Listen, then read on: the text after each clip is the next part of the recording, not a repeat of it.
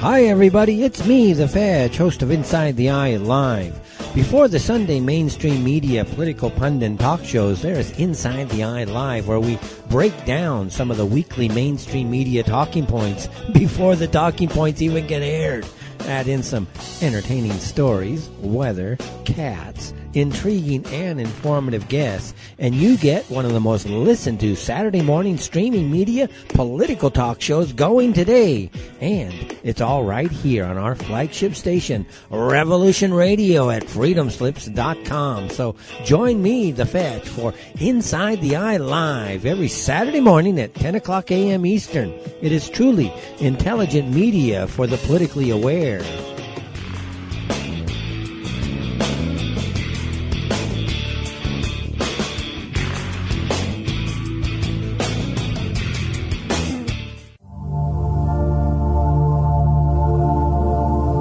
Welcome to Sacred Matrix, a divine paradigm of love and universal consciousness, with your host, Janet Kira Lessin and Dr. Sasha Lessin. Together, we transform the world. And now, here are your hosts, Janet Kira and Dr. Sasha Lessin.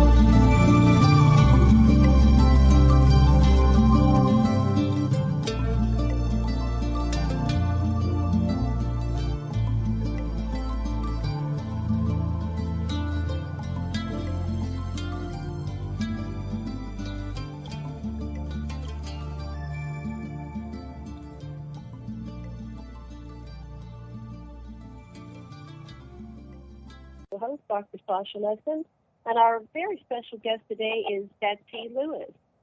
And Betsey is an international psychic medium, the host of Rainbow Vision Network since 2009. She's an Earth Mysteries investigator and Earth Keeper. Betsey has researched and investigated UFOs, sightings, cattle mutilations, angels, aliens, and other Earth mysteries for over 40 years. She's been on Coast to Coast AM and many other radio shows, and her published books include Earth Energy, Return to Ancient Wisdom, Communicating with the Other Side, True Experiences of a Psychic Medium, Mystic Revelations of 13, The Key to Earth's Destiny, Angels, Aliens, and Prophecy, The Connection, and Angels, Aliens, and Prophecy 2, The Angel and Aliens Agenda. And a little bit about her new book, which is Earth Energy, Return to Ancient Wisdom. Key Earth Energy includes indigenous prayers, sacred ceremony for healing, our unique planet, and Earth-friendly environmental suggestions. Earth Energy provides profound and insightful knowledge for returning to proven ancient and indigenous wisdom practiced successfully through the ages. Betsey provides invaluable information for those who love Mother Earth and want her healed again. With admitted climate change and planetary heating, we can't ignore Black Elk's warning vision. We must practice mindfulness, balance, and respect for Mother Earth if we are to save our planet, ourselves, and all life. It's that critical. So they have been at I guess it's the Hopi elders and grandmothers and the Maya and other indigenous elders have been told by star beings that we live in a time that will herald the galactic dawn, a mass awakening of humanity to our cosmic origins and intergalactic relationships. They say that humanity and Earth will be cleansed of all the accumulated negativity as we go from the fourth world into the fifth world. Humanity has forgotten the sacredness of everything on our unique planet, and it is this wisdom we must practice again. We must return to a simpler life, a more spiritual life, a more compassionate life, and a more caring life. Mother Earth is asking us to return to Ani, balance. Our very survival depends on it. In Earth Energy, discover how ancient humans and indigenous tribes practice Earth wisdom in their daily lives through Earth's elemental spirits, water, earth, fire, and air. Dr. Lessin, before we bring Betsey on, would you like to say anything to our listeners? Yes, I highly recommend Earth Energy. There's a series of prayers at the end of each chapter. If you do them with a good heart, you'll find that you start having visualizations and actual mystical experiences that will help you make the transition to the next stage. Excellent. Betsey Lewis. Hi. Welcome. Thank Hi. you. Great to be on your show again. We're so delighted to have you again. Well, I'd like you to take this opportunity to tell us what's going on with you, what's new, to catch up. Tell us what your research is showing and anything we've missed in your bio that you want to share with our people. oh, okay. Well, I've been on a lot of talk shows, which I'm, just really honored to be on all these great talk shows like yours. And I was on Coast to Coast recently, April 22nd, talking about my new book. And we did get into my other books too, Angels, Aliens, and Prophecy, and a little bit on communicating with the other side. And it was a fun show. I'm working on a new book about the incredible new children around the world that are coming in and changing our whole planet. They're vibrating at a higher rate, and they're changing our planet. They remember past lives. They see spirits. They are so incredible. They are geniuses in math and art and music, and they have great ideas for our Earth, and they are the new root race coming in. So they're beautiful. So I'm excited to get that book out probably by the end of the year. Wow, that sounds exciting. Has anybody done any DNA analysis of these children? Are they different genetically than we are? That's a good question. A lot of people have written about them. Dr. Meg Lucy has written about them. I think they are a little bit different. They do seem to have a little bit different DNA. I don't know if that's actually proven, but supposedly they are vibrating at a higher rate than we are. And they're just so gifted. They are old souls. That's what they are. They've been here many, many times, and they're here to help the healing of the earth. I'm just wondering if they may have been coming in all along, but perhaps people have been stifled from, revealing things like they're psychic. But now we have a couple generations of people talking about their psychic abilities and, the New Age movement, that maybe it's just safer for them to come out and reveal what they can do. Right. I know there was a TV show on not too long ago, and a lot of these children are real confused because they don't have parents that can really support what they know and what they see. Like, they're seeing spirits and they're frightened. And if they had parents that were really into, the metaphysical, that understood these things, and I had a mother who understood all these things, but a lot of these children don't, and they're very frightened. They remember past lives. Some of their past lives were a little frightening, the way they died, or, some horrendous thing that happened, and they don't know how to integrate that into the present. So I think it's really important to get the message out to parents and even teachers. I think that's really important for them to know too about some of these children. Yes, I was the child whose mother was freaked out whenever I did anything. If I told her about ghosts or past lives, she just freaked out. So I had to keep it to myself until I was an adult, and I finally found some books. So my dad was the one that was supportive, but not when I was very young, because they were trying to indoctrinate me into Christianity, which at that point in the 50s, if you were talking to spirits, they were demonic and they were satanic and something frowned upon. Sasha, you had something you wanted to say. I'm sorry, I talked over you. Just one of my Speak into the mic a little bit better, honey. Speak into the mic better. We can't hear you. Kind of muffled. I'm just about swallowing it. Maybe I don't know where the mic is. Can you hear me? Okay. No, it's kind of muffled.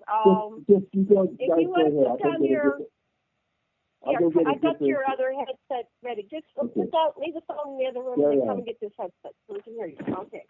Sorry for the technical difficulty. We've been playing with headsets, and one side of mine didn't work, and his isn't working out. All right, so Betsey, that's fascinating. What else are you going to cover in the book? What are some things that I have children that I have been, researching that are amazing. So I do have names of children, and I'm going to, write about them. Amazing children. One of them was on my show, Akiana, who is so gifted in art, but she started drawing like she was 3, 4 years old, and she's just amazing. She remembered her other life on the other side, angels and music, and just so many beautiful things, angelic beings. And of course, as she's gotten older, a lot of this is faded from her memory, but she said that she couldn't stand music, our music, because what she heard on the other side was so beautiful. And the colors, she said, on the other side are so incredible, so magnificent that she can't even put it into words. And she's tried to do that with her art. And I think her art, with the colors that she puts in her art, is just incredible. She has painted Jesus. She has painted so many beautiful things, dolphins, landscapes, people. But she has just an amazing gift, and she's just a fascinating person. She's now a young lady, and she travels all around the world, and her art sells. She's been on Oprah, and so many, there's other children like her, though, that have some of these amazing talents. I heard that the music on the other side, or the music of the spheres, is a different frequency, different hertz. Mm-hmm. Has she mentioned anything like that? Well, she did. She would tell her mother that she couldn't stand the music that she was playing, and her mother didn't understand that. What's kind of interesting is that her parents were atheists, and she started talking about Jesus and about angels and telling them about the other side. And I think she was just meant to tell her parents that there is more to life than, their non-beliefs, which was just incredible. And now, of course, they do believe, from the things that she has told them, just the incredible things that have happened in her life. Fascinating. Sasha, Dr. Lessin, could you speak so we can see if we can hear you?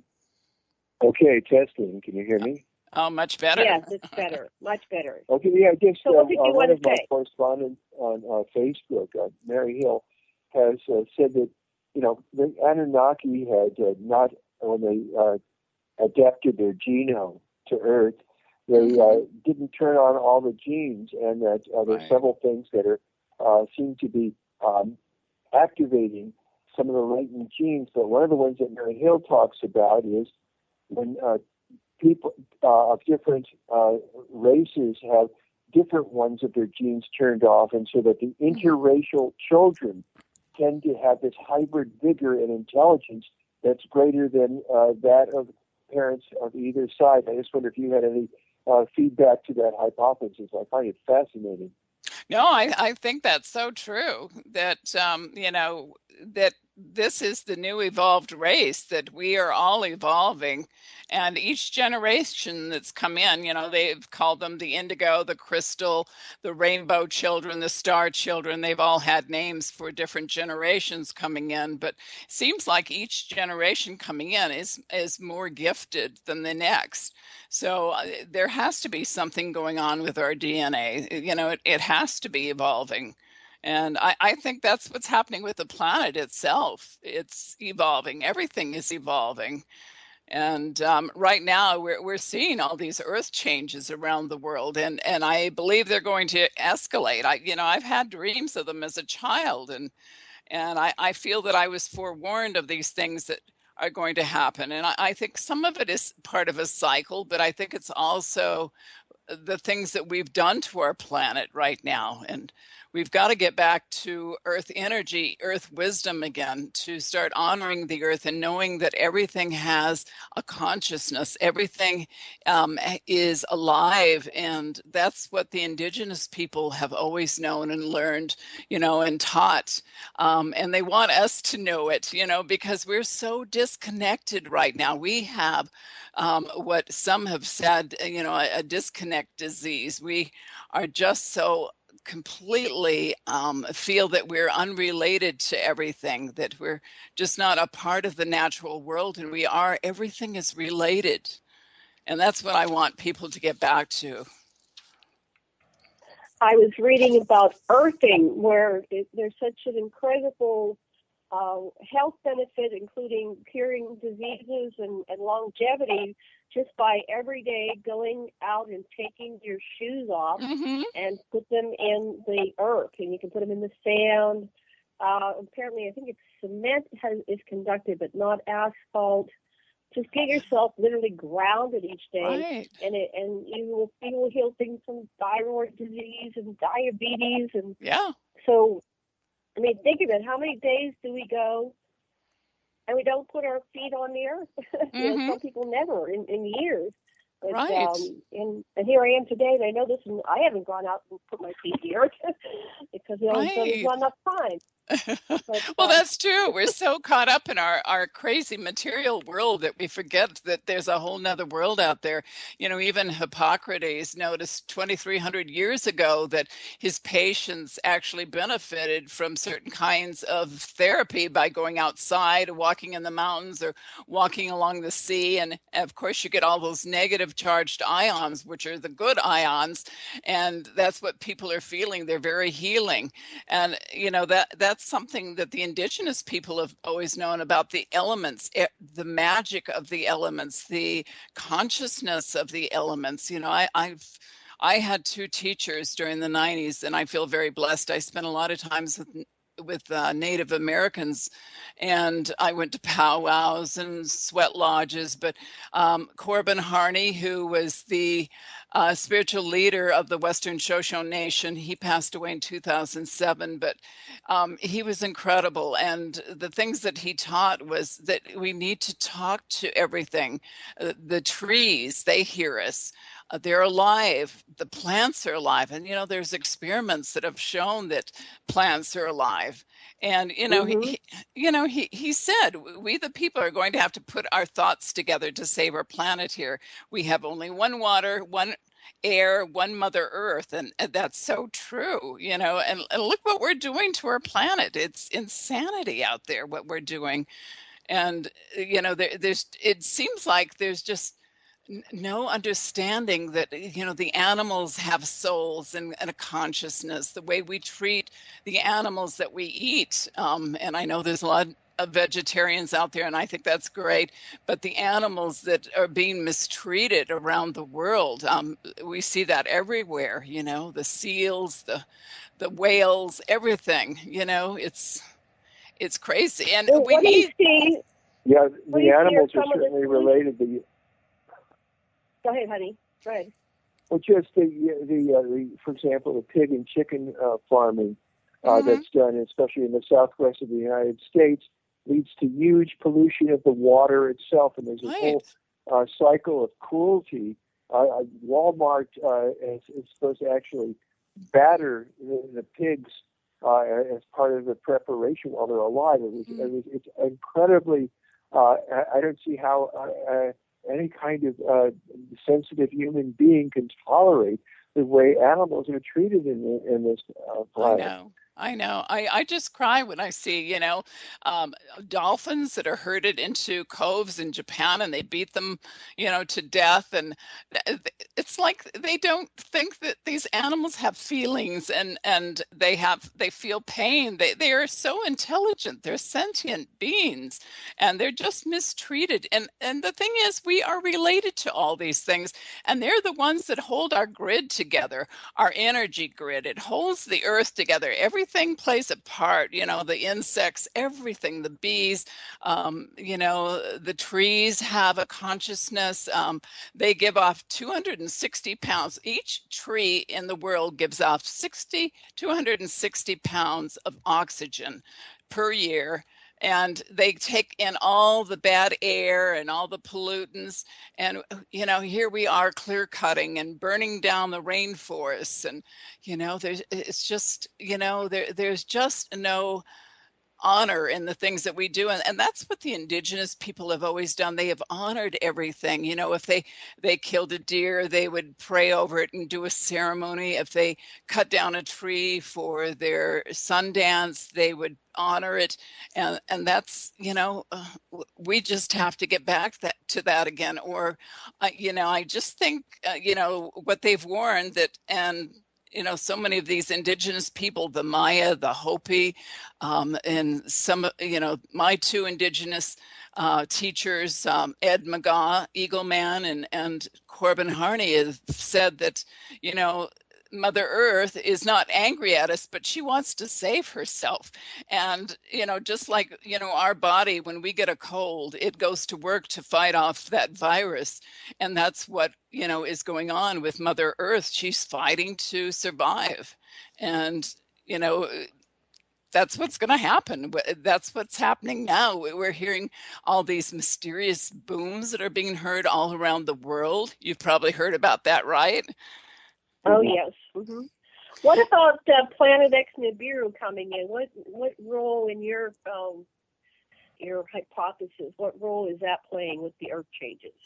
Well, I think there is something out there. And of course, you know, every solar system out there that scientists have studied are binary. And of course, Earth only has the one sun, one star. And it makes sense that there is something, a failed star, a brown dwarf that's out there that comes through our solar system every 3,600 years, I think they say. And its magnetic pull on the Earth is causing all these Earth changes. And that's what we've gone through for thousands and thousands of years whenever it comes through. It depends on how close it is to the planet and what kind of pull it has on our Earth. Have you seen the photos that are being published everywhere in the YouTubes about something that's visible? Yes, I thought I saw another sun when it was about 2 years ago. I was looking at the sunset, and I swear I saw a planet or something next to the sun. And, you know, I know there's a lot of photos out there. In fact, I just posted something on my Earth News One blog the other day that a channel in Utah was out early morning, and they were photographing you know, the stars and everything, and they captured Venus, and it looked like Venus had a chunk taken out of it. And they're all going, what in the world is that? And so what this person that put this video together says that it was Planet X eclipsing it. Which is really, I know, it's pretty amazing. Yeah. Betsey, do you have a prayer or a visualization to help us deal with these Earth changes that you could offer over the radio now? Yeah, would you like me to read one of the prayers in there? I would love that. Yes, please. Okay. Do. Yeah, let me find one. I've got a couple in here that you know, for each chapter on the Earth, the different elements, I offer the prayers like you said earlier. Now, this is a prayer by Corbin Harney, and it's a little bit shorter, but it says, I bless the mountain by asking the mountain to bless us. Mountain, because you're here sticking out of the ground. It's very important that you take care of our water when it comes from you. From beneath you. Make sure the water comes out clean for you so we can use you, pure, clean water, and so we can drink you and wash with you. And now I ask you today, Mountain, to continue to have a voice, to have songs, because through you we can hear the wind whistle through your rocks and your jagged rocks. I'm asking you rocks to be sure to take care of my bird, the eagle, so that he may fly, land and fly over you in a healthier way. And so he'll feel good flying on top of you. That is what I say to the mountain. If the mountain doesn't have a voice, then we as a people are not going to have a voice pretty quick. All the living things are not going to have any voice because the mountain is where the voice comes from. And do you think it'll get to the point where all life will be wiped out, or do you think humanity will just wipe itself out, and then the life that survives will be better off without us if we don't? Well, That's a good question, Janet. It seems like that there is a cycle, for thousands of years. There was a great flood that covered the world at one time. It's in the Bible, Noah and the great flood. And scientists have found out that there was a great flood that covered a great portion of the world. So it seems like these things are a cycle. If there was an Atlantis, and I believe there was, that these earth changes come about, and it starts humanity all over again. We have to start all over from scratch, and maybe that's not a bad thing with what we're doing with our technology, and just the bad things that we're doing with it. The GMO, the pesticides, the insecticides, the radiation, that's not going to go away for millions of years. The plastics that we're putting into our oceans that break down, and then our fish eat it, and then we eat the fish. It's just a horrible cycle that we've gotten into. And, it'll take the earth a long time to heal itself from all the things that we're doing, the fracking, all the poisons we're putting in the earth. And I'm sure that we're causing a lot of the earthquakes taking place now. I know you're having a bunch of earthquakes, aren't you there? I think it was volcano. Well, continually. We are continually. But... the volcano has been going for many, many decades. This is where Earth is birthed, right at the Big Island, and it keeps coming out. That's where Earth is continually being born. It's the womb of the Earth.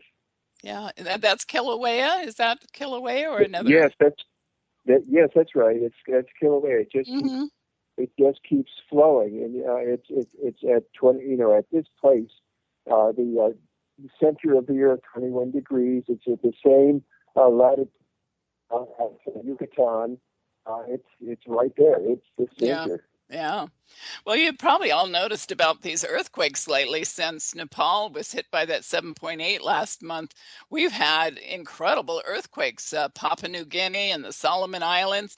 And, I've been predicting that these earthquakes are just going to keep building. Volcanoes all over the world are coming awake and showing activity now. And this is going to increase. I feel it's going to just continue. I don't know how you feel about it. Do you feel that the Earth could shift?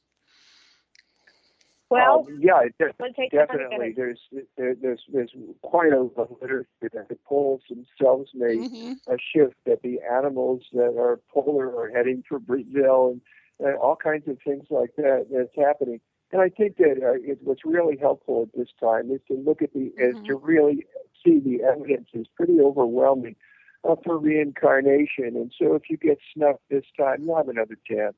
That's right. Well, I feel that we're all here. We came here at this time. We chose to come here at this time. And the people like you and a lot of us out there, that are awakened people, we know what's happening and we accept that. And we know that we came here at this time to help the earth and awaken people. And that's a great thing, for us to awaken. I think, I was going to talk about the wobble. I think the earth is wobbling right now, and that's why we're getting all these earth changes. The sun hasn't been active, so we can't blame it on the solar events, CMEs hitting earth. So there has to be something else. And, I don't know, I listened to these sounds lately that have been recorded around the world, and it sounds like something being applied, like brakes are being applied. And, it's kind of a moaning and breaking sound. And some have just, said that it sounds like a horn, Gabriel's horn. But, I think that our Earth's rotation is slowing. I think that's what we're hearing. It is the brakes being applied on the planet. I know that sounds crazy. Rotation is slowing. Wouldn't the length of our day change? I mean, I'm trying to think of how could this be covered up ever? Right. Somehow covering up what's going on, but we have all this evidence coming from all kinds of directions. The pictures, the sounds, the prophecies, the ancients through the modern prophets, and then but we're still in the dark. We don't know 100% what's happening. The Nibiru theory is that it'll become visible in the sky and everybody will see it and there'll be no denying it. Mm-hmm. And with the Nibiru story, it does, as it goes around the back and out the other side, it does slow the rotation of the Earth completely and stops it. And that's how, in the past, in biblical times, we've had the what was it? When Joshua was going down the wall. Is that the story of the stopping of the Earth, honey? Was that one of them, or am I mistaken? You there? Yeah, Joshua and his people actually had these sonar devices, like the guy that made the castle, the Coral Castle in Florida, and the kind of devices that were used to move stones at Tiwanaku and also in south of Africa. So they actually had these. Michael Tellinger actually has displayed some of these trumpets. So that was definitely happening. There's a lot of evidence, and you know that our clandestine military has a lot of this information that they're just withholding from us. But our scientists are not as dumb as they're acting. No, they're not. You know, NASA, I had to laugh. NASA's put their 2 cents worth in about all these sounds that are being heard. And they said, oh, it's perfectly normal. You know, that's just part of the Earth moving. And I'm going, not. You know, nobody's heard these strange things all around the world. They know what's going on and they don't want us to know. I'm That's sure right. it is. Yeah, they don't. So what's behind that then? Why don't they want us to know? What's your thoughts on that? They think that we'd panic. And I'm sure a lot of people would. If you knew that there was going to be an Earth shift, I mean, I couldn't see the planet, you know, the president announcing that the planet is going to shift. Certainly people would, you know, take their money out of banks and, you know, there would be craziness out there. And there already is craziness out there. But, you know, a lot of people would be fine. You know, they'd be calm. They would become the Buddha and sit under the Bodhi tree and let the craziness around the world, you know, transpire, you know. But I think that's the reason, you know. They wouldn't have go ahead. I think you're quite right. And I think that the factor that we might also take into consideration is that there are intelligences beyond a regular kind of Homo sapien, extraterrestrials who do indeed have our interests at heart. And I know that both you and Janet have had experiences with helpful extraterrestrials, and it'd be useful to speak a bit of that. Yes, I've had several experiences, especially as a child, with my parents, and when I was 8 months old, they told me about it. And then when I was 7 years old, I was followed home from first grade by a huge disc in the sky that seemed to get increase and decrease in size. And it frightened me so much. I kept, you know, hiding in bushes and everything to get away with it. But what's really strange is shortly after that event, that encounter, I started having dreams of earth changes, and I would see volcanoes going off. I would be with a group of people escaping, you know, by walking out of an area because the volcanoes were going off. I would be standing on a pier and see these huge tsunami type waves coming up. I feel the wind, like hurricane type winds. And I just felt all these things, earth shaking. So, and these dreams would be repeating over and over and over, like someone wanted me to know that these things were going to happen. And I always felt that I would be much older. And so these things are happening. You know, we look at the weather. Our weather is just crazy all over the world. The flooding, the droughts, and then, you know, the hot and cold one minute, and the huge snows that the east have had. You know, it's just crazy what's going on. How do we know what's real and what isn't? You know, like we have these prophecies And our government also have mind control, and Right. so this is what's been really confusing for me. And then, is reality set in stone? Can we do mass meditations and shift it? What are your thoughts on that? Because I'm just trying to wrap my head around all this. Well, that's a good question, Janet. I believe that we can, lessen the earth events.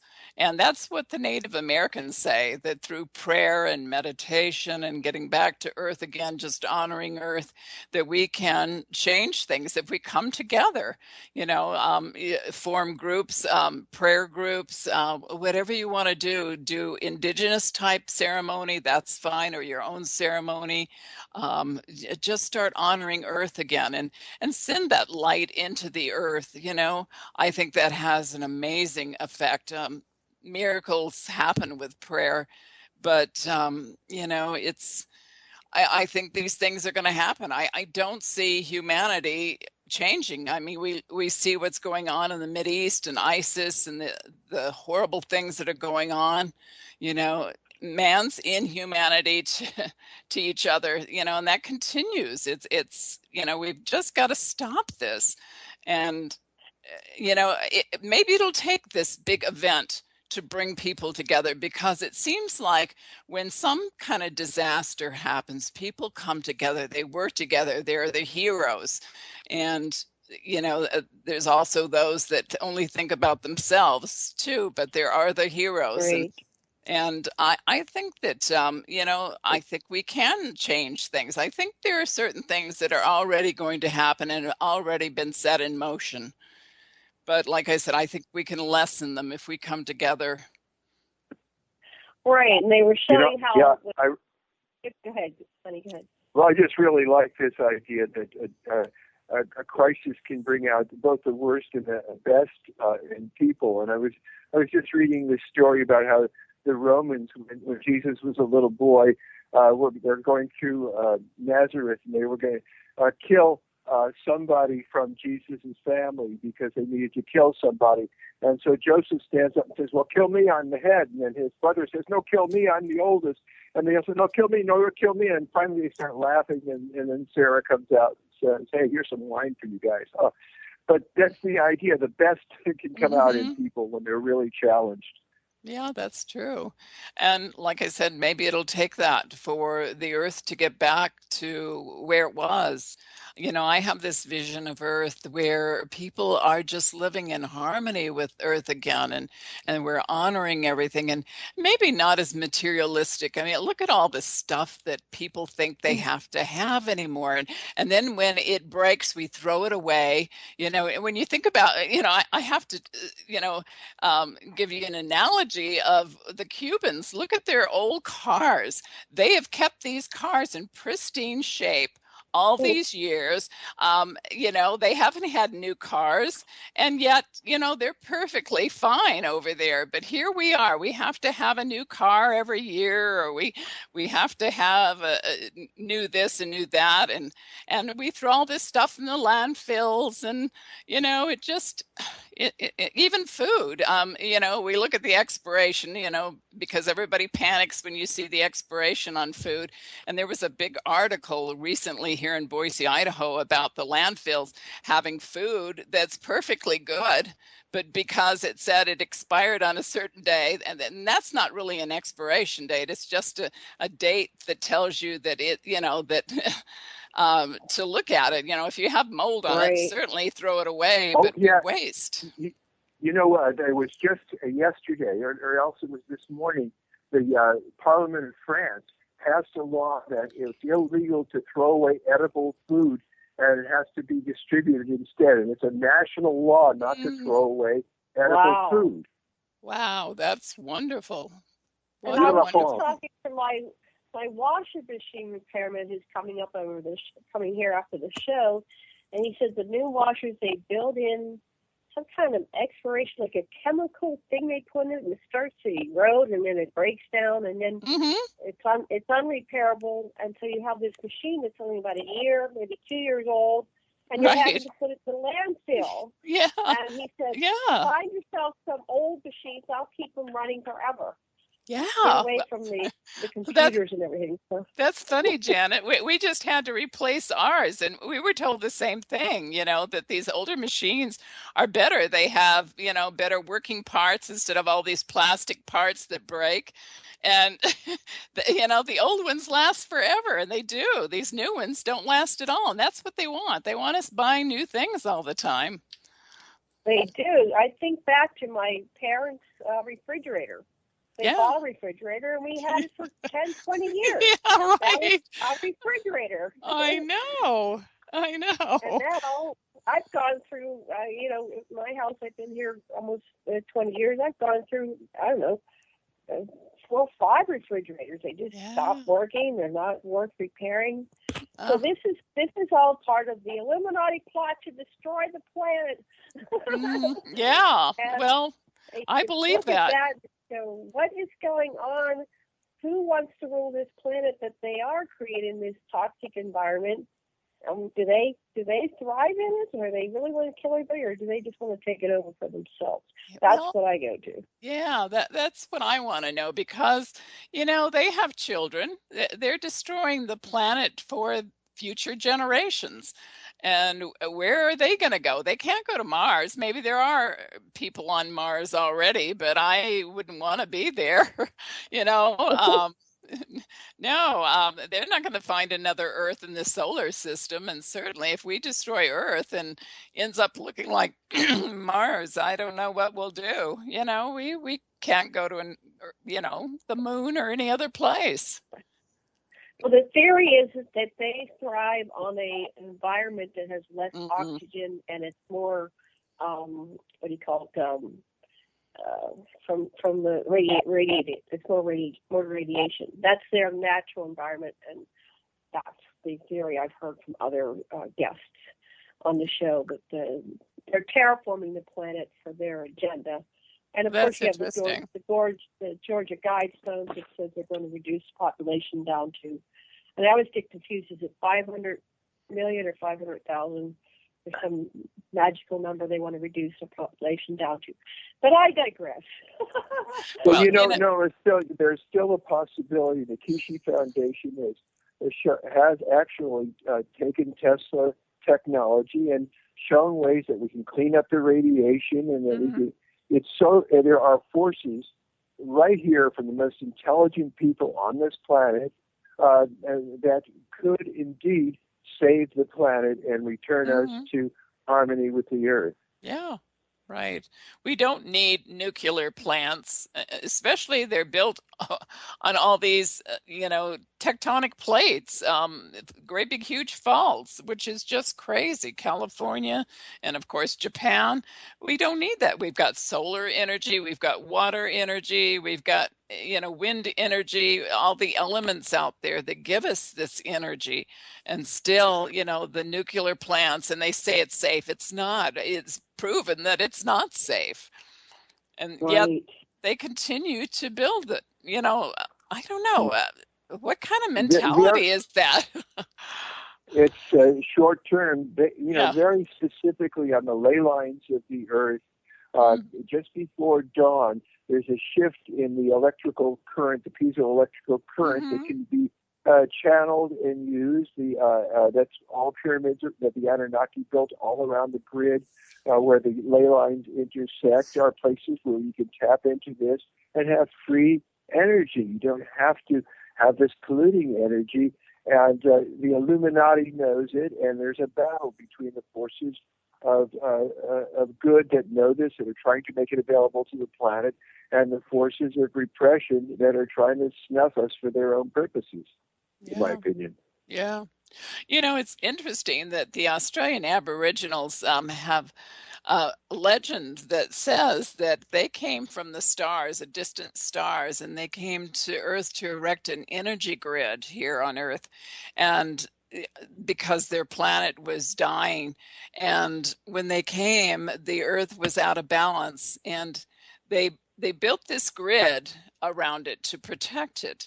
And they say what's happening now is because of man's disregard for the environment, that we're taking out all the natural elements. We're taking out the uranium, the oil, the water, just gold and everything, that it's causing an imbalance with the earth, which makes total sense. They call it the sacred rainbow serpent. That's the protection around the grid. But it's true that, we do keep taking the lifeblood out of Mother Earth, and, we can't continue this. It's just such a separation sickness that we have with Mother Earth and nature and everything. Well, that makes sense. That ties in with the morphogenic field. And so the theories that I've heard from various sources is that we can affect the morphogenic field by our prayers and meditation, and the morphogenic field affects us, and then it comes back and changes us, and then we affect it. So we can up-level all of existence by sending our meditations and prayers and the positive intentions into this energy grid, which she said that the Aboriginals tell the time when they came from the stars to erect this energy grid. Yeah, Emoto has shown that by meditating, just with blessing the water, just as that beautiful prayer you just read, blessing the water can depollute it, can cleanse it. And so that prayer really does make a difference to the earth, to the minerals, and to the consciousness of this planet. No, I believe that. You're so right. Both of you are so right.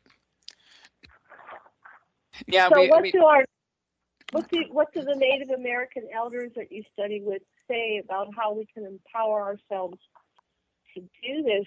Because I love the earth. I love humanity. I love my life, and I would like to see all of us live at a higher level of order with more respect for existence. Is just by stating it over and over, we are perhaps creating it by shifting to that. Right. Those words. Right. So what do they say?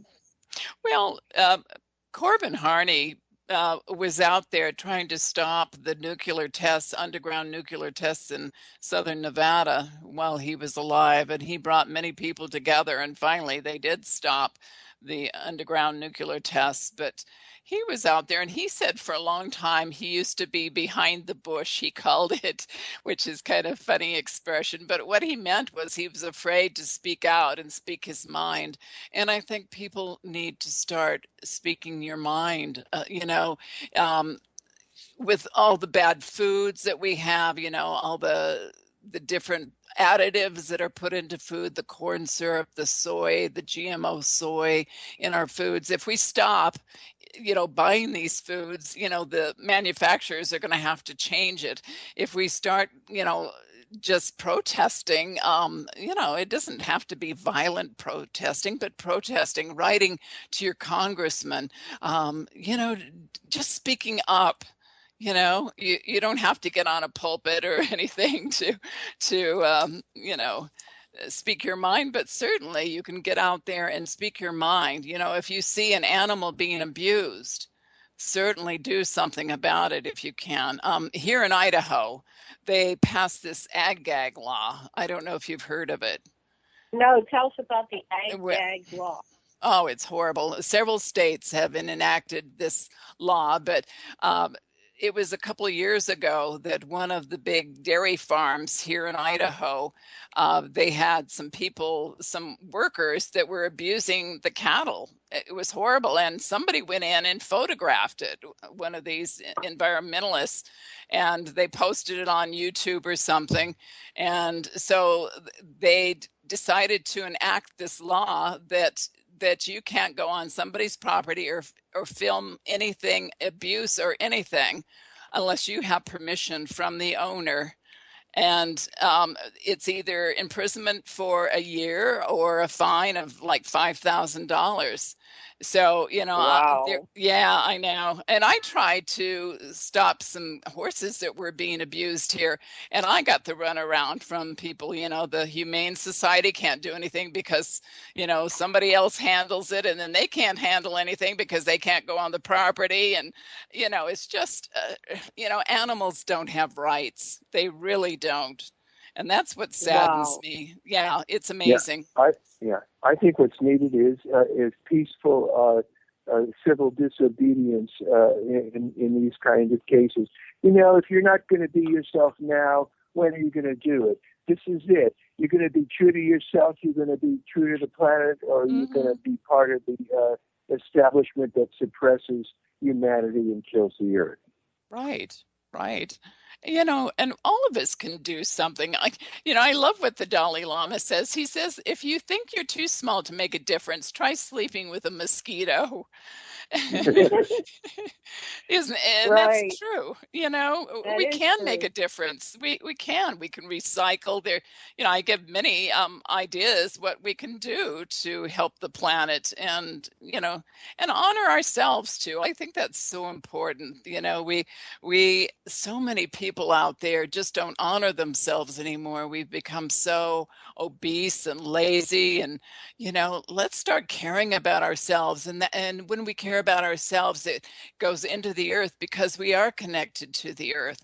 And it's just an amazing domino type theory that when you honor yourself, you are also helping the earth. And it radiates out there. Our light radiates to everyone and everything. So when you're feeling Well helpless, just start in your own world. Look around your home, look around your friends and family, and in your Right. own world, and be proactive. That's what we Right. do here in Maui. We fight the chemtrails. We're very active here through Good. GMO. We We voted passed a law GMO against down. Monsanto. Yeah. We banned Yay. Monsanto. Monsanto. We stood Yay. up against it. We didn't think we were going to win because they were throwing millions of dollars behind it. We're just a bunch of new age hippie people here. And then the vote came down and we won. But they still come back and they try to overthrow the vote of the people. And they're so corrupt. But every day you just have to, be diligent in your protest. You don't have to be violent, but just, we're not going to eat this stuff. But they keep getting it through our legislation and hiding it behind labels, and they don't reveal. You don't know what you're eating anymore. How true. Yeah, boycott is effective. Look what it did for the grape pickers in California. Right. It can really make a difference. And Yes. violence, to stop violence, just begets more violence. And that's just Right. don't do that. Oh, yeah, right. Absolutely. And no violence, but boycotting. Speak your mind. Get out there. And, it will make a difference. When we come together, we're strong. We really are. And, divided, we're not. And that's what they want us, divided. They do anything they can. With the fear factor on TV, all we see is violence. Even the TV shows are violent and dark. And that's what they're giving us. Let's bring in that light. Well, I guess one thing on a personal level is you can stop watching violence.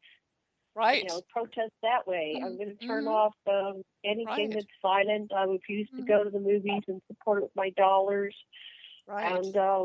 And within yourself, what do you get out of supporting violence, even visually or as a media, in the media?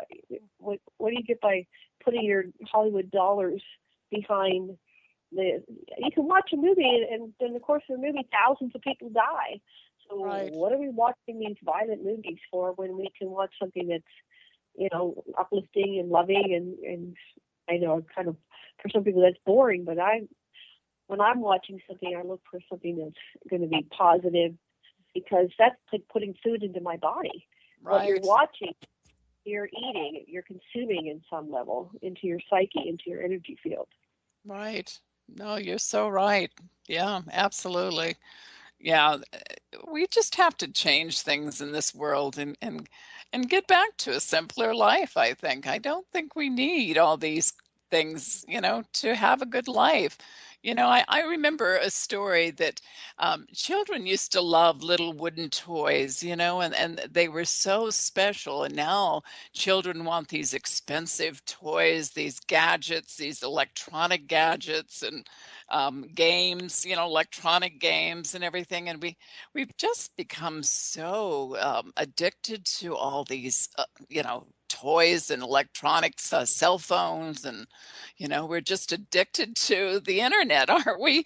And we don't know what's going on around us. How many people go outside and look up in the sky and maybe see a UFO? Hey, you could see, or Planet X. You get outside, you might see something.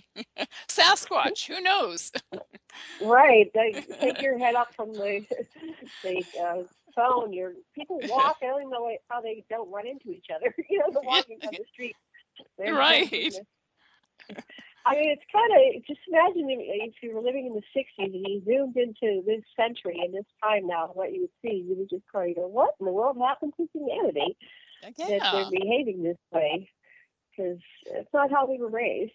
We got 1 minute before the break. Anything you want to say before the break comes up at the top of the hour? That was a fast first hour. I know, really fast. No, I was thinking, when you said like the 60s, I was thinking back how everything, who would have imagined that things would be like this in the 21st century?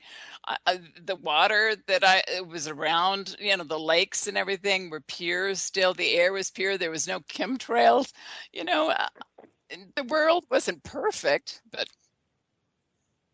we are the Woodstock Nation, and we are still here. All right, thank you, listeners. We'll be back in 5 or so.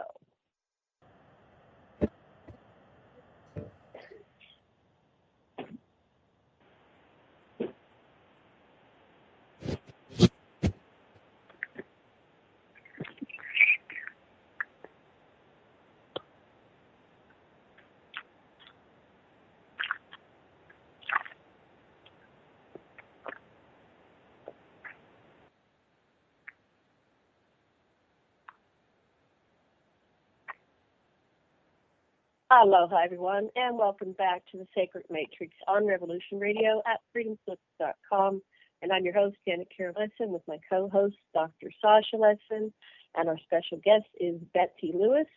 But before we get back to our show, I want to remind everybody that Revolution Radio is listener-supported, and we do appreciate your donations. So please take a few minutes now and go over and click on that donation and donate whatever you can, that donation button, I should say, and click and donate whatever you can, $1, $5, $15, $20, $100, whatever you can spare would be greatly appreciated.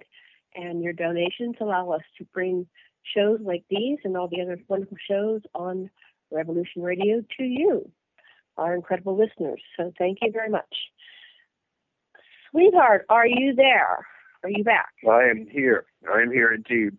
And we've been listening to Betsey telling us, we started last time with a prayer for the water, and I'm wondering if we can have another prayer, maybe one for the earth or the air or the fire, whichever one you think would be best. Oh, okay. Well, let me see if I can find one real quick here. We were talking about the new generation coming in, and I don't know if you've seen this YouTube video. It's by a rapper called Prince E, and it's called Dear Future Generations, Sorry. And if you get a chance, watch it. I posted it on my Earth News One, but it's amazing. And he's one of the new children coming in. Of course, he's not a child anymore, but to think that way, and what he shows in this video is just, it's like saying we're the ones that have to change what's happening right now. And I don't want us to say we're sorry about what's happening to the earth. Yes, I've seen it actually, and I think it's Prince Ea. Which, yeah, right. Is actually the name of Enki. Enki's first name was Ea, and Enki is the Anunnaki who came down and was the Really? creator of the human race. Yes, Wow. I think Earth you is might know named that. after him. EA Or is the first named 2 letters EA. of Earth. That's his name. And Earth is named after Ea. And Ah. so this could be an incarnation or just someone that's accessing that energy. Yeah, I just went onto YouTube and it's called Sorry, Dear Future Generation Sorry. Sorry, Okay, I'll right. have to click on that and pull that into my page on Crane Radio. I'll put it on there. Yeah. Wow. Okay. Yeah, it's amazing. I did find a prayer, and this one's by Corbin Harney again, Western Shoshone spiritual leader. It's a prayer for the land. I pray to the earth to continue to rotate in a clean way. I talk to the rocks in my prayers. I ask the rocks, make sure that you are in such a way that we hear from you. Make your voices heard. Make sure that I hear what you're saying. Make sure that when we walk on you, we don't stumble on you. Rocks, I'm asking you to continue to be good to us in all the ways and not to harm us. Sometimes I talk for hours to all our plant life. I tell our food to continue to grow. All our food life must have a good life too. I pray that you continue to have a good life. I pray you have good soil to stand on, and that everything that gives us food is good, and that you go about living your lives just as we do. I pray that you continue to grow and have good roots so that you can feed on you in order to stay healthy, and that the food you make give us the strength we need. I ask the fire to burn clean, to cook our food in such a way that it won't harm us. Fire, burn clean so that we can use you. You can warm the Mother Earth when you burn, but don't harm anything. Make sure that we as people and the animal life and the bird life can use you to heat our bodies so that way we keep our Mother Earth as clean as can be. Fire, keep on burning. And that was another one of his prayers. Wow, beautiful. I know in your book you mentioned how specific rocks, minerals, can have specific properties that are useful. Could you mention some of the most outstanding ones? A lot of rocks. Well, crystals, of course, people know that crystals have properties to them, and crystals are actually in radios for a long time, but also when you rub them together, you get the piezoelectric. I don't know if you've ever rubbed 2 crystals together to create that lightning effect. Be sure and wear any kind of glasses or something so that they don't splinter and go into your eyes, but you get this electric charge from the crystals when you strike them together. And that's pretty amazing. And that's what they think causes earthquake lights, when there's the movement and the shifting, the electromagnetic, energy from the earth and from the earthquakes. So I think that's pretty amazing. And there's a lot of crystals in the earth, amazing, huge crystals. Of course, I have a photograph of the giant crystals that were found in Mexico, just over the border of Mexico. Have you seen the National Geographic photos of those or the documentary on it? Oh my gosh. How big are they? They're huge. I mean, they're just giant. Let me see if I can find how big they are. I mean, they're just incredible. They stumbled onto it by accident, but I've never seen such huge crystals. They're just amazing. But so everything has consciousness, so they're probably alive in some way. Yeah, and there's supposed to be crystals all over the earth. Under Sedona, there's supposed to be a giant crystal, and even Edgar Cayce, I think, talked about Atlantis had the great mighty crystal that powered all their energy. And that's Freddie Silva talks about the magnetite, the crystals in our blood, so that when you're, say, in a place where there's big crystals or over in a sacred area which has got a lot of granite, which is really high in a quartz that has granite crystals in it, that the magnetite in the sacred stones vibrates with your magnetite, and that's why prayers with crystals are so much amplified. Right. Yeah, right. There's so many obsidian to the Indians is really important. Of course, they made their arrowheads out of obsidian, but Native Americans. And it's supposed to, they believe that it would protect you from evil spirits. Also, if you wore obsidian, a lot of these different, agate, it was supposed to be associated with blood and considered to be an emergency stone for anyone injured. It was said to stop the flow of blood from wounds. So many of the different stones have different properties. Turquoise. So you place the agate on a part that's bleeding? Yes. You put it right on the wound? Uh-huh. Right. Wow. Exactly. Yeah. There's so many different types of things. Turquoise, of course, the Egyptians used turquoise and the Native Americans. It's also called the sky stone. Its power could protect them from injury or danger, and used as a shield. Navajos used to throw turquoise in the river with prayers to bring about rain for the crops, which is interesting. So all these different things. Silver, silver is associated, it's supposed to be enhanced by the powers of the moon, and bring you powers of intuition and emotional energy. So isn't it amazing, all these different stones? Yeah, everything seems to... If you knew what was going on, you'd be more careful about what you wear.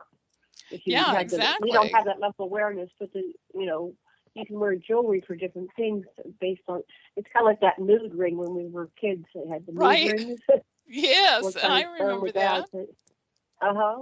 Yeah, that was fun. Yeah, but I'm sure because a lot of there are stones that do have radiation in them too. Natural radiation. So you got to be careful about what stones you're wearing next to you, because they do contain radiation. Right. Yeah. So I was looking at the questions you sent me, and you said that their mountains are known to be spiritual places for visions and sacred knowledge. And tell us why you believe there's a greater energy at mountaintops, temples, and pyramids. So what is the correlation with this? And is there an energy grid of sacred sites? And tell us about what you know about that. Well, there's ley lines all around the earth, and ley lines are invisible magnetic areas that they think a lot of these monolithic structures, ancient monolithic structures around the world, were built on ley lines. And that's because of the energy. A lot of times ley lines could be water. And of course, water is supposed to have magnetic properties. So that's kind of interesting that they built all these stone structures like Stonehenge and even the Great Pyramid. And there's supposed to be, water that was underneath the pyramid at one time. There's all these different caverns underneath the Giza Plateau, which is interesting. But mountains, they're there's mountains and there's man-made structures like the pyramids, but the solar energy congregates there too.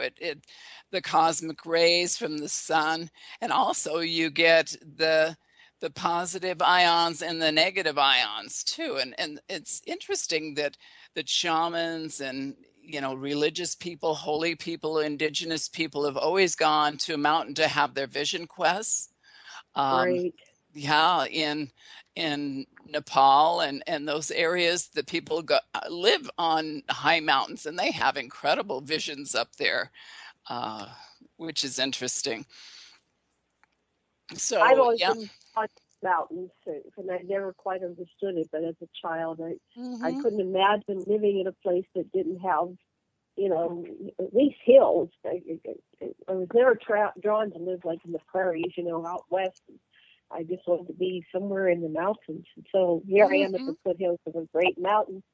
Right. and I feel charged by living in the mountains. So, Yeah, me too. so And that, when you think about it, think about what built these mountains, the energy that went into it, Mother Earth pushing these, these incredible mountains into the sky. And some of them they believe happened within a short period of time. So that was an amazing amount of energy to create mountains. So I think there is a lot of energy in them. And of course, there's probably a lot of minerals too in them. great. Well, Crystals. you go out to Sedona and you can see seashells on the top of their mountains, and you go, "Whoa, Yes. this was all underneath the ocean." So what happened Right. there? There's a Right. lot of evidence Yeah. that were huge earth changes, and so that goes back to the prophecies Mm-hmm. that we started out in the show. And Right. so, what did the Native Americans say that you studied with about prophecies? Okay. Well, some of them have said that we are going from the fourth world into the fifth world. And, it's funny. I don't know if you ever read the book Phoenix Rising by Mary Summer Rain. She wrote the book back in the 80s, early 80s, but she had this teacher named No Eyes in Colorado, a blind indigenous woman that taught her many things. And what's interesting is that she talked about all these earth changes that are happening now. And I went through this story again and I went, oh my goodness, this is incredible. She's talking about sinkholes. No Eyes told Right. Mary Summer Rain that there was going to be sinkholes, that Mother Earth is drying, landfall, there would be big holes all over, and that's been happening everywhere. In Russia, the Urals, these these incredible sinkholes are forming, and they think it's from the methane that's actually coming through, because a lot of the permafrost is actually melting, and there's so much methane underneath there that it's causing, these huge sinkholes. And methane is really flammable and explosive. So she talked about that and about the winds and how the weather was going to change overnight. That there would be these incredible winds, and one minute it would seem like summer, and the next it would be fall or winter. Incredible. She said that there would be a new light in the sky, which I don't know if people have seen. She talked about green, which is kind of Green. interesting. Green, yeah, greenish atmosphere. I don't think we've seen that yet. Not yet. We'll probably get there. And yeah, and I don't know if you've seen all these storms that have hit through Texas and where the tornadoes, but they're having huge floods there right now. Floods that they've never seen down there in Texas and through Kansas, and also these huge hailstones, ice stones, and No Eyes talked about that, which is incredible. But Great. Well, I'm looking at these sinkholes. They're let's see. They're created by erosion and drainage of water. When I was growing up in Pittsburgh, every once in a while a house would get swallowed.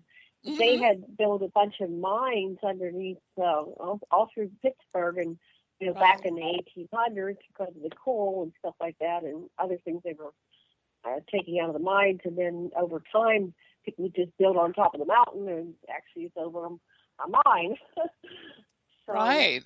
Yeah, well, that's true. A lot of areas like that. Florida is known for sinkholes, but some of these areas aren't, that are having these sinkholes, which is really a little frightening too. I know, what was it, a couple of years ago, that a house was totally swallowed.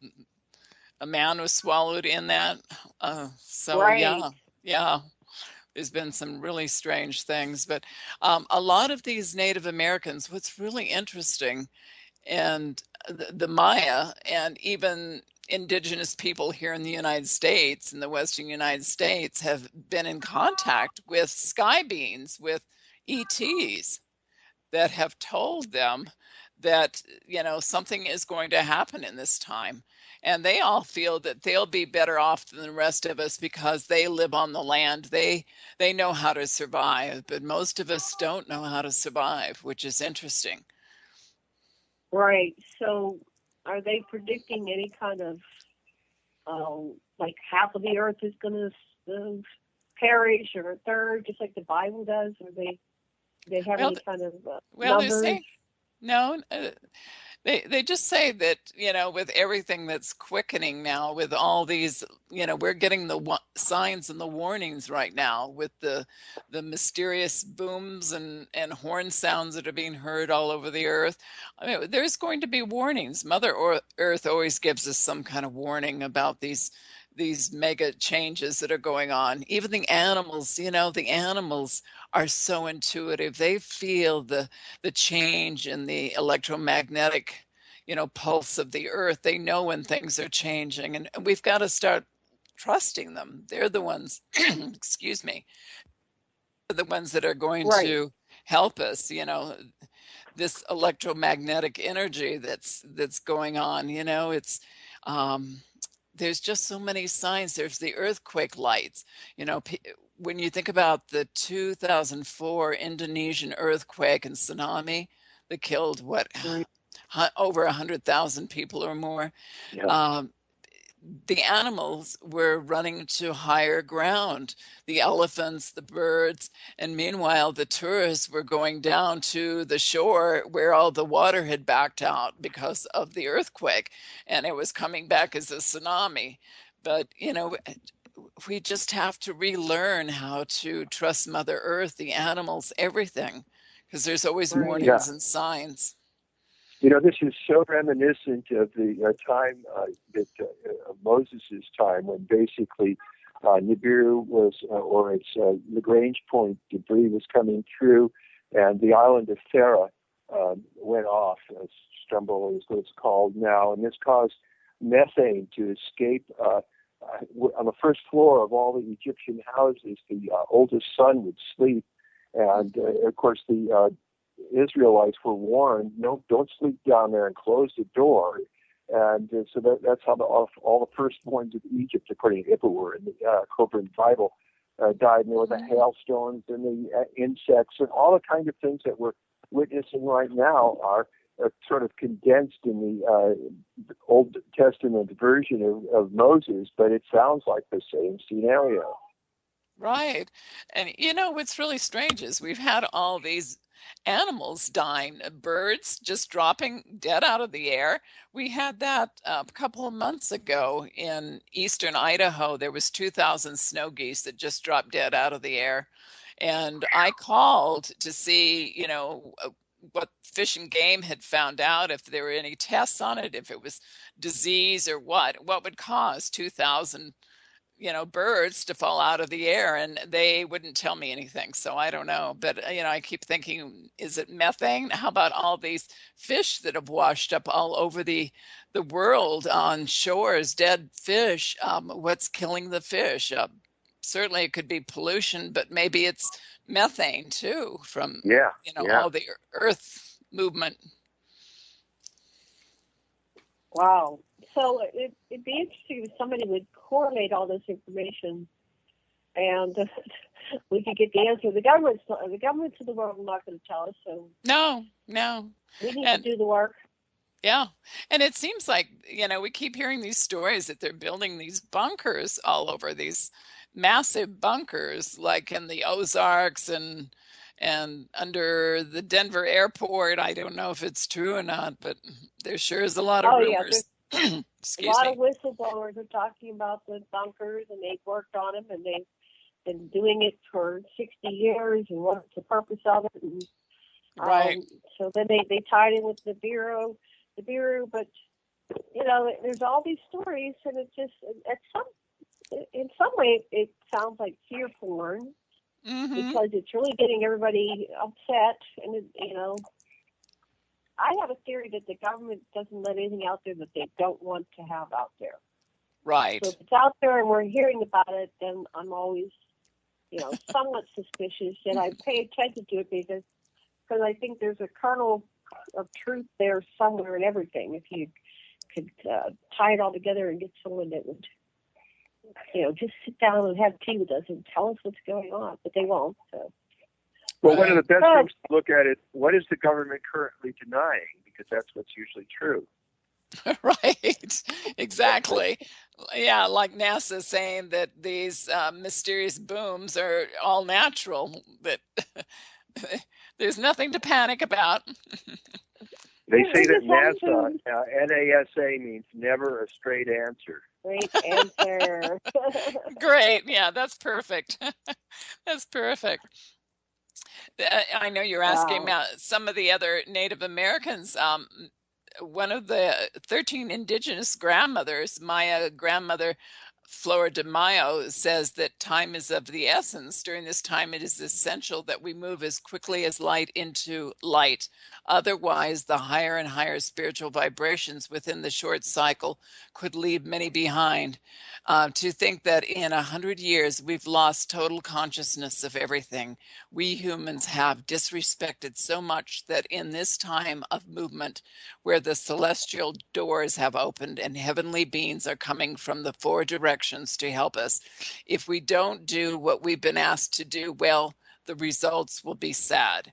We must learn how to wake up and stay awake during these dark and changing times. So we have light forces and angels and extraterrestrials that are conscious and are here helping us. So tell us a little bit more about those beings that are on the good side of the force and they're here to help us ascend and become conscious. Well, I think that they are guiding us. I don't think we're going to be beamed aboard and, all of it. No. But, I think we, Scotty, beat me up. I know. But, the thing is, I think we made this mess and we have to clean up our own mess. I think that's what they're watching, to see if we can finally get it, that we're going to clean up our own planet. We made this big mess, and, it's time for us to understand who we are and that we are these incredible spiritual beings. And there's other realities, there's other dimensions out there that, we think that our world is just one dimensional, which I think is crazy because so many dimensions out there. Excuse me, I'm starting to lose my voice a little bit here. Get a little drink of water. Go for it. But so go ahead. No, I was just going to say that the Hopi have said this is the time of purification times, and it speaks of the cleansing of the earth. And there's just so many prophecies that talk about this, but that I think the beings out there, the sky beings that connect with the indigenous people, I think they haven't connected with us, because look at the military. I mean, maybe there are some fractions or species that are in contact with our military, but there are other ones that would probably never get involved with our government because it's so corrupt. Yeah. Yeah. Right. So where do we go for this? My mind is gone. When we look at the global picture, it does seem like there's nothing we can do. Mm-hmm. But when you go to the personal level, I guess all you can do is live a good, conscious life the best you're able, no matter what else is going on around you. And while that seems like you're helpless, it actually is the greatest thing you can do. Because if we all did that in our own lives, we would shift the whole paradigm for everybody, the whole collective. We would. And when you think about it, what is time? I've always gotten into this. What, is time real? time, I think, is an illusion. The past, the present, the future are all happening at the same time. I think people have walked into portals and disappeared. I think that there are parallel worlds, maybe our own, where like President Kennedy survived in one parallel world. And it's kind of like The Fringe. I don't know if you ever watched that TV show. I loved Fringe. I loved it. Me too. I miss it. Oh, it was a great show. But I think that's all possible. Bring it back. I know. And doesn't that seem like it's so possible that there are these realities? My experience, my contact experience, where I was shown 24 multiverses. So when things like the time travel and other dimensions were brought forth in like Star Trek and all these other shows throughout the time that I've watched over the last, I'm 61, all these years, every time I would see that, I go, yeah, that's what the extraterrestrials had shown me, that there are these multiverses, that time is an illusion of this dimension, and that by shifting into a positive timeline or a positive multiverse, it's just like changing lanes in a highway, shifting from a wrong lane to the right lane, or changing the channel on the television. Just if you don't like what's happening in your reality, shift it. Right. And thoughts and deeds and create it. So that's what I've been doing all along. I should have died 20 times already, but I'm still here and I'm talking to you. I had a dream that the Earth or the whole cosmos, reality was more like a slinky. A slinky, a child's toy, that it was a spiral. And and that we could jump on certain portions of that spiral. That would be another reality, the past, the present, the future. And, because we are focused in this reality at this time, that's, where we are. And I had something happen to me when I was in my early teens. My mom used to smoke, and I would light a cigarette for her. I wouldn't smoke, of course, but I'd light a cigarette for her. And one time I lit this cigarette, and on the filter, this perfect bee formed. Now, this is so weird. And I had a feeling at the time that somehow I did that from the future, that I created that bee on there just to send myself a message I know. It's kind of like Back to the Future, with Michael J. Fox, right? It was. Right. Yeah. What does B stand for? Well, for Betsey, or my mom was Betty. Yeah. Yeah. Wow. So let's look at that. Where do people go when they die? Is that just...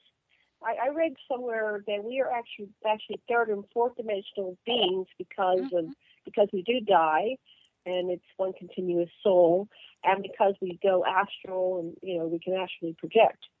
And you have had some experience. Your great, your step uncle was William Peter Blatty, who's author of the best-selling book The Exorcist. Yes. What was that like? Oh my gosh! Uncle. I know. Well, my mother met his brother, Maurice Blatty, through a dating service in Beverly Hills. And they ended up getting married a few months later, which, the Exorcist novel had just been out. And it's kind of funny. On their first date, they went to a restaurant in Newport Beach. And when he got back, he took her back to her house and dropped her off. Excuse me.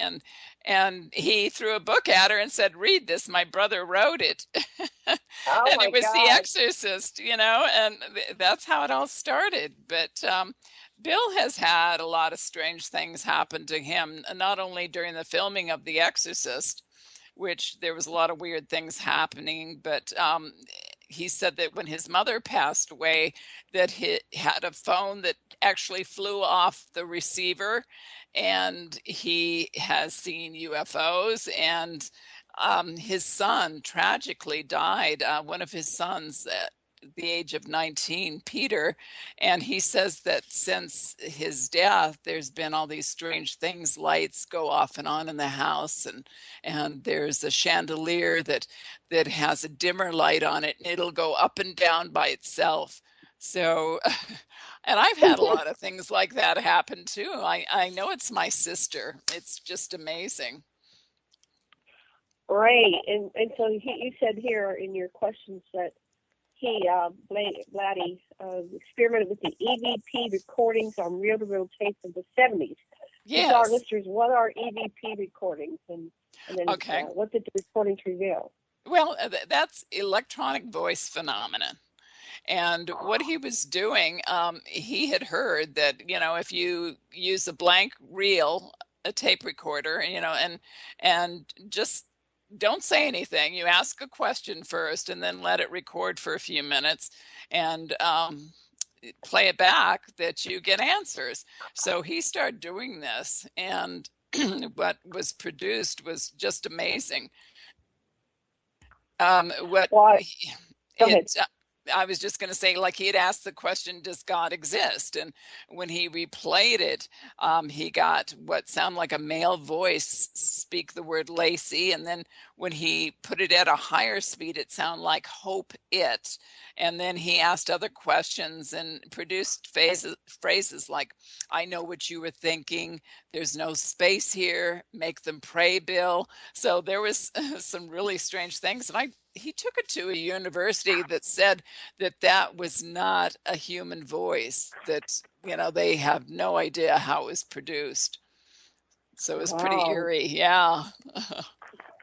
I saw the Robin Williams EVP recording. They used, basically they have white noise. They create white noise, and apparently they need something to project their voice onto, so they can create white noise, and the voices can come through. And of course, right. Robin died coming up soon, a year ago in June, right? So he was, apparently these people contacted him with the EVP, and he said he was reporting what was going on, and it sounded like he was just, quite disturbed when it initially happened, but he started to relax into where he was later on, and and it sounded like him, and you're just wondering, how could these people fake it? So maybe it is real. Well, I heard that there was a TV that in his house that would go on by itself. And I've heard Cher says that she has a chandelier that goes off and on by itself, and she thinks it's Sonny messing with her, she says. Funny. Well, they are faithful. I've had a lot of experiences with ghosts, and you have your sister. Yes. And then, let's see, Peter died, and so he's trying to contact his dad. Peter Blatty's son, Peter, died. What else can you tell us about communicating? You wrote a book. Yes. Communication with spirits. Well, I'll tell you some of the things that my sister's done. She's amazing. It started a couple of years ago. We had some other things when she first passed away in 2003, but it was 2 years ago around Thanksgiving that we've got a radio that we keep by the kitchen. It's a stereo radio, and we keep it on. We listen to the cool oldies, 60s, 70s music, and it started turning off by itself, and it was really weird. It would turn off at certain times. The first time it turned off, it was singing Kathy's Clown, and that was her name, Kathy. That was a song that I'd sing to her, tease her about, and there was just other things that started happening. One night, our cat freaked out. He's never done this before. I have a bunch of photos of my family in the hallway, and he was looking up, and he just, his fur was on end, and he was hissing. And I said to him, I just knew it was my sister. He saw Kathy's spirit, because cats see spirits. And I said, it's okay, it's Kathy. And he settled down right away. He understood what I was saying, which was amazing. And then there was the time the Sunday morning show, my husband and I were talking about how people like to put happy faces on everything. The show is, had a segment about happy faces. And so this is so weird. Kathy must have been listening, because my husband came running into my office, and we have coasters that we put our water on. And on that coaster was the perfect happy face. The eyes and the smiley face. And I went, oh my goodness. And things have moved around here. We had some tinsels and things that actually flew off into the sink. There has, I'll tell you the latest that she did, which was amazing. I said a prayer to her, and I said, it was a silent prayer. And I said, Kathy, it's okay for you to go on if you need to go on. I want you to evolve, or whatever you need to do on the other side. And I told my husband that I had said that prayer to her. And the next, I think it was about 2 or 3 days later, I walked into the kitchen, and the song that was playing was Never Can Say Goodbye by the Jackson 5. And suddenly the radio turned off by itself at that moment when they were singing Never Can Say Goodbye. And my husband just burst out laughing and said, you just got your answer. She's never going to say goodbye. So she's always going to be your guardian angel. She is. Absolutely. Yeah. So I've had many things like that. Well, I wanted to just, when I was 16, I had a pet fox. And the house I grew up in Pittsburgh was very haunted. And I had the fox, she used to sleep by my bedroom door. And, inside the bedroom, I'd close the door and she would just sleep by the door. And she would just wake up snapping at the air. And she was biting at something and terrified about something that was in the room. And I know that my parents' house was very, very, very haunted. I would see all kinds of different beings in my entire childhood. And they were very mischievous, moving furniture around in the attic. So I'd hear it. My bedroom was underneath the big part of the attic where they had a lot of heavy old chests. And they would appear at the foot of my bed, different beings, entities. And this is where it kind of, the line blurs.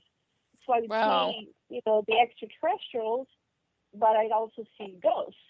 So that was quite a mystery. As a child, I just called them all ghosts because I didn't know anything about the extraterrestrials, because that wasn't popular back in the 50s, right? There wasn't really until Betty and Barney Hill told their story that we had the idea that, these could be extraterrestrial and some UFOs.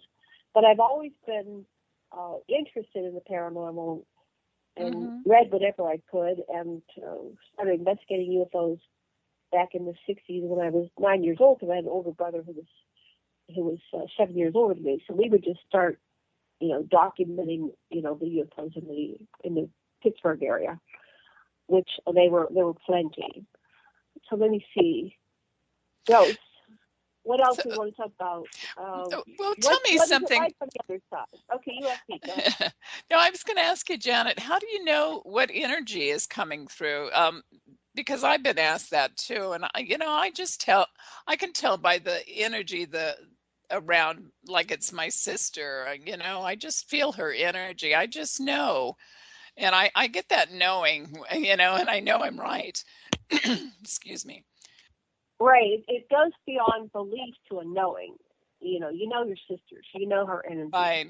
It's kind of like, how do you know your sister in a crowd when she was alive? You know her right. face, so these different entities that came through had different frequencies, and some of them, evoked a sense of love. Right. Some were mischievous. I would if I had to describe it, I'd say, this one's mischievous. It was, teasing me and kind of poking its head around the corner and then running. And I ended up chasing after one that would come in full daylight and poke its head around the corner. It was a man with it was just his head, and he wasn't afraid to come out in the daylight. He would just come out in the daylight and show his head and show himself and then run. Wow. Wow. But I never got anything that was really evil. So I wonder about, your uncle, how he wrote The Exorcist. What in the world was going on in his life? Oh That my gosh. movie terrified me. Was Yeah. he encountering something truly demonic? I've been blessed. I think I have angels, which some of your books talk about. Angels protect me because I've never had really, really, really dark forces. Although there were some that kind of frightened me, but nothing was any that terror that you felt with The Exorcist. Right.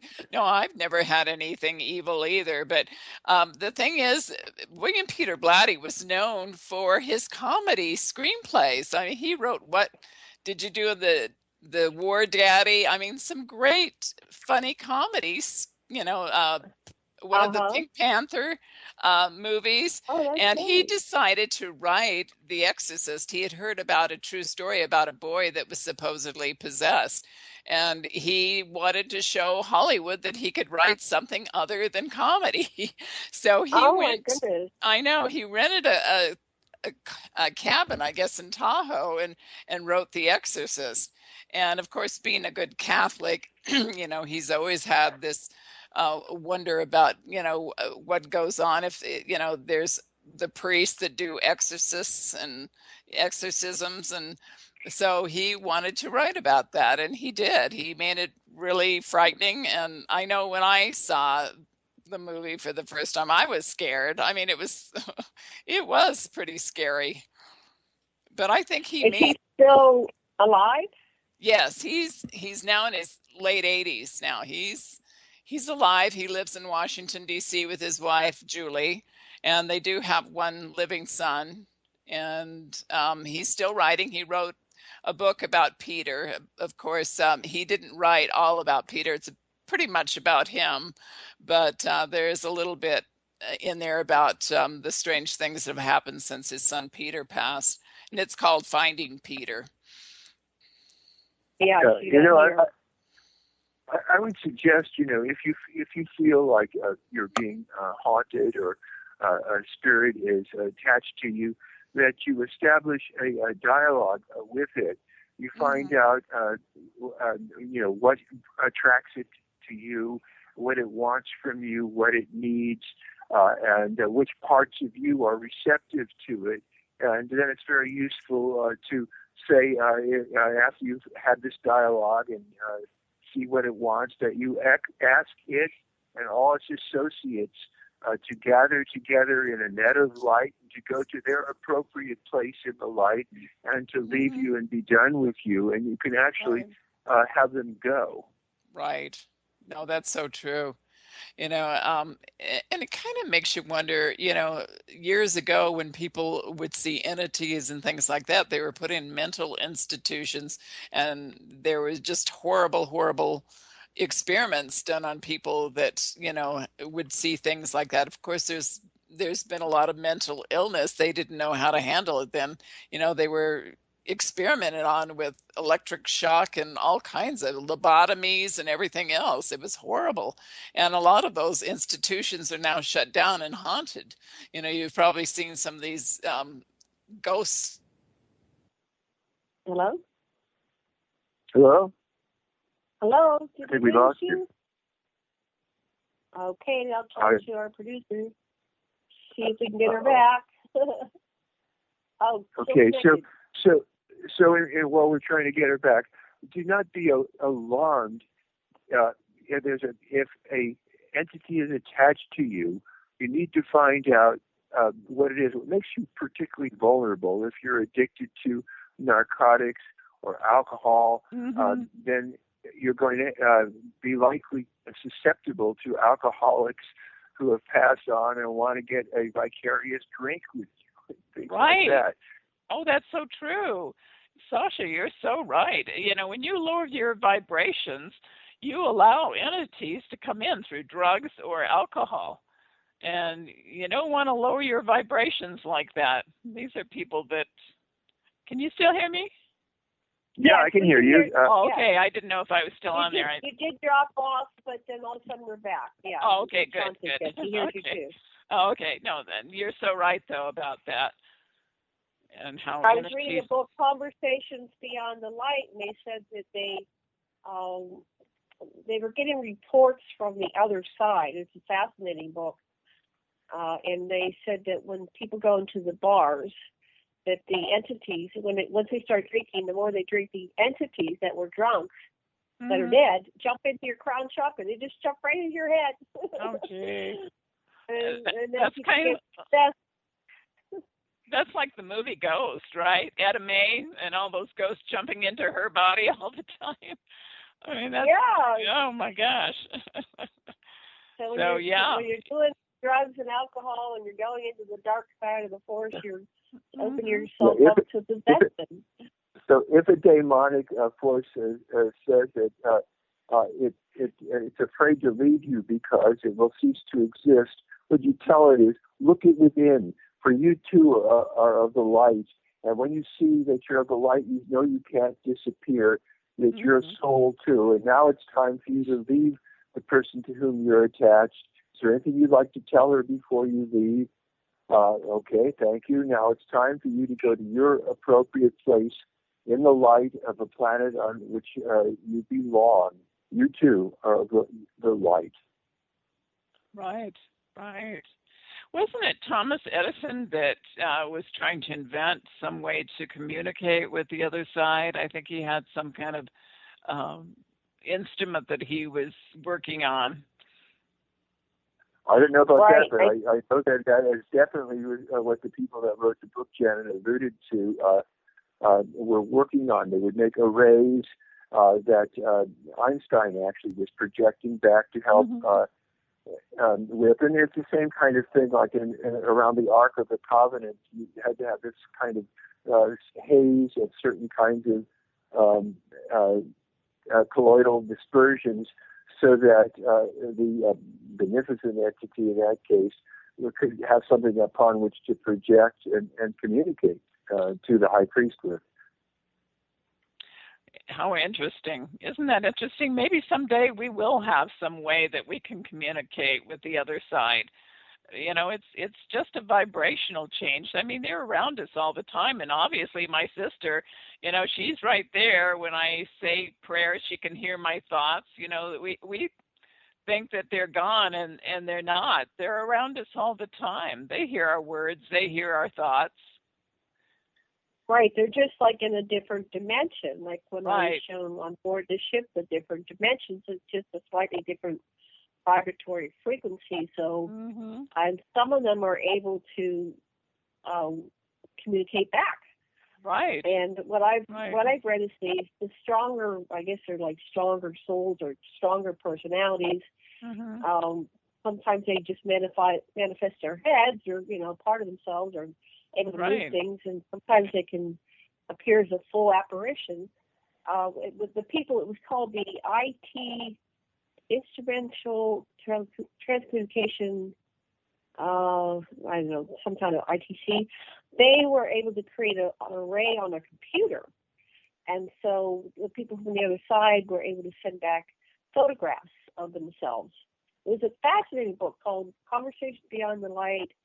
It was written in 1995, and I'm trying to find Dr. Pat Kubis and Mark Macy if they continue their research, because it would be great if we could actually, have conscious communication with the departed, because I think that's part of what we need to do to waken up as a species, is to connect with those. Think about it. We have all these people that are dead. Now, whether we reincarnate or not, I believe we do, because I've memorized my past lives, but how many souls have gone before us, and how many souls are really in this grid, this energy field, going back and forth between life and death.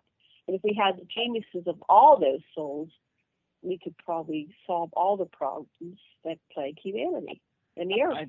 I think so too, and I think there's a lot of trapped souls. If they were mentally unstable when they died, or angry, they are still here, and they hold that energy around the Earth's atmosphere. and within Earth, and there has to be a cleansing of that. I know that there's a lot of people that go out and try and heal these souls that are trapped in this limbo state. And I think that's amazing that they do help to send them in the light. Some of them refuse to go, though. Some of them are so angry, and some of them just don't even know they're dead, which is the sad thing. Particularly people that have been blown up in explosions and things like that. Right. First, they have to realize they're dead. One of my colleagues, Blue Cloud, actually spends a lot of his energy helping souls that are trapped and need to realize sometimes if they're Native American, they need to find the body parts and assemble them and give them a proper burial in the ethers so that they can move on. And so it's really important to, if you feel inclined to help souls that are trapped, to let yourself do that. You're doing a service. Mm-hmm. And you have to keep that light around yourself too, to protect yourself too, because they can really make you sick. Yeah, some of these people that have gone in there that go out and check on these ghosts and go to these areas, they actually get sick from going into these areas. Yeah, so you got to be careful. Right, you have to protect yourself. But if you have a loved one, pay attention to your dreams. What I read in the Dr. Michael Newton books, he did the Life Between Lives research. Where do we go when we die? And he said that based on this hypnotizing thousands of people, they reveal that our relatives and friends are trying to contact us. But we dismiss it because we're in this scientific 3D world. But if you remain open to contact, then contact will happen. And a lot of the first contact comes in dreams. So if you get a dream and you say, oh, I dreamed about my mother last night, well, instead of dismissing it as a dream, say, well, Mom's trying to contact me, and you can invite Mom to, contact you some more. And so people have been having great success in contacting, beloveds that have departed by just giving themselves permission and the information that they are attempting to contact us. Well, one of the best ways to do that is to say to the person that's deceased, you can use my vocal apparatus and speak through me, but not take me over. Now, using my vocal apparatus, what do you wish to tell me? Right. Channeling, huh? Yeah, right. Well, yeah, channeling it to me, I don't know, channeling, sometimes I guess it works two ways. You can put your consciousness aside and forget everything, but you can just kind of put yourself aside and be aware of it all. Mm-hmm. So I've done some of that channeling where it's like I put my consciousness up on a shelf and I go, what am I going to say? Because I don't know what I'm going to say because I'm not using my voice box. So they're using it, and I've had some success with that. I'm not really someone that could just do it like Bashar. They could just sit down and let somebody else talk through them at will. But it's been amazing when I did do that because, and this was related to people that I kind of cared about, my father and mother, and I got some very powerful information by doing that procedure. Wow. But you do have to protect yourself. Yeah. Yeah, right. Well, you've had some amazing experiences, both of you. You're a fascinating couple. Well, thank you. Well, we worked in doing hypnotherapy. We've worked with people for 40, 50 years. So you get every kind of story imaginable. Yeah. We did have a guy one day, and it looked like Satan was coming for him. Oh my gosh! I walked in the room, and his face shifted, and there was Sasha, Dr. Lessin, calm and just working through this guy who was talking. It reminded me of The Exorcist, but I didn't get scared. I knew that Dr. Lessin he got him out of the room. Shut him on. Oh, that's good. That's good. Oh, gosh. Yeah. That's pretty amazing. Well, it looks like we're about out of time. Yeah. What would you like to tell our listeners in our last 2 minutes? That was fast. Wow. Oh, it was. Thank you so much for having me back on the show. Appreciate it. Thanks for being here. In the last 2 minutes, about yourself and your work and your books? Do you want to give us a quick rundown on everything? Sure. Well, they can go to my website, BetseyLewis.com, and Betsey spelled a little bit different. It's Betsey, and Lewis is Lewis.com. You can read more about my books on my website. Excuse me, I'm still losing my voice here. I got some allergies going.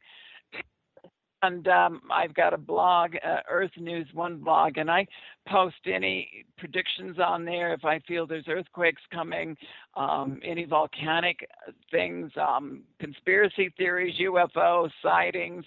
I put it all on there. So I do that daily. I update any kind of earthquakes, like I said, volcanoes. So be sure and check that out. And I'll be on some more talk shows. I've got my own show, Rainbow Vision Network. That's usually on Mondays now, so they can check that out. I've got my scheduled events, and I'm just excited that, you know, people are reading my book, and I've had a lot of positive feedback, and I just hope that we can get back to honoring the earth again. That's my main thing. Trust your intuition with these changes that are coming. You know, trust the earth, trust the animals, and let's heal the earth. Oh. I agree. Let's see, we've got 1 minute. What's the name of your website again? I'm trying to look at it on. I made a page on Aquarian Radio for you. Say your website again. Yes, it's BetseyLewis.com. BetseyLewis.com. And is that your blog where you put... Yes, the Earth News One is on there. Yes, Earth News One. And that's the end of our show. Thank you, everybody. Aloha and namaste. And aloha and namaste.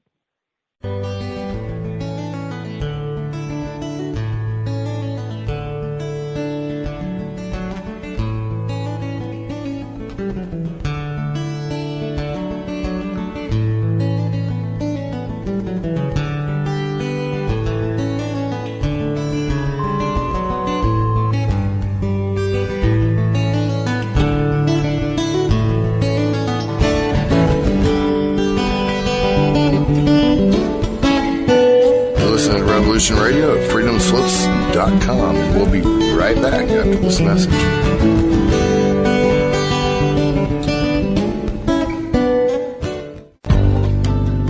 Who owns you? If you're not in control, then someone else is. Join me, Ivy West, for Voices on the Wind, Saturday from 4 to 6 p.m. Eastern in Studio A. I discuss government, health, metaphysics, suppressed science, universal mysteries, little-known incredible facts, alternative energies, and even more than you can imagine. Won't you join us on Revolution Radio Saturdays from 4 to 6 p.m. Eastern for Voices on the Wind with me, Ivy West. There are lives in the balance, people under fire, children at the cannon.